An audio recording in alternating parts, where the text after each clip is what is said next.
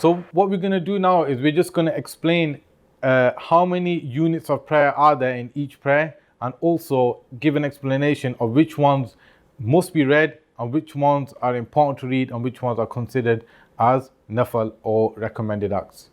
So let's start. In Fajr you have 2 units of sunnahs and 2 units of fard.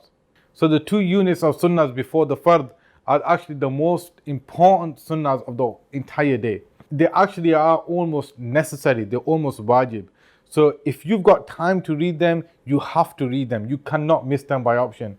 Like what we said before was that the emphasized sunnah, if you miss them now and then, it's okay. That's not the case with the sunnahs of Fajr.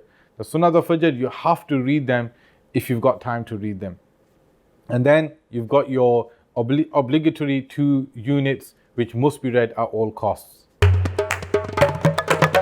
After that you have your dhuhr prayer, which is 4 units of sunnah, and then 4 units of farz, and then 2 units of sunnah and 2 units of nafal. So the first 4 units of dhuhr are emphasized sunnah, and you shouldn't miss them if you've not got a reason to.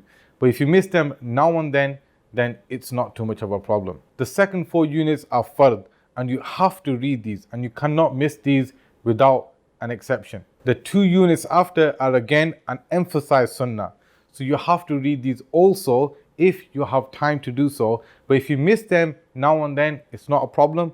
But if you miss them habitually, then it is a problem, and it could be sinful or blameworthy. So the 2 after the farz, you have to read them also. Then it's the last 2 nafal, or what you call recommended acts. If you miss these, it's not a problem. If you habitually miss these, it's not a problem. But if you just read these, then it's actually rewarded. But we should try to progress in terms of perfecting our prayer and improving our prayer all the time. So we should develop ourselves in terms of reading even the recommended acts also.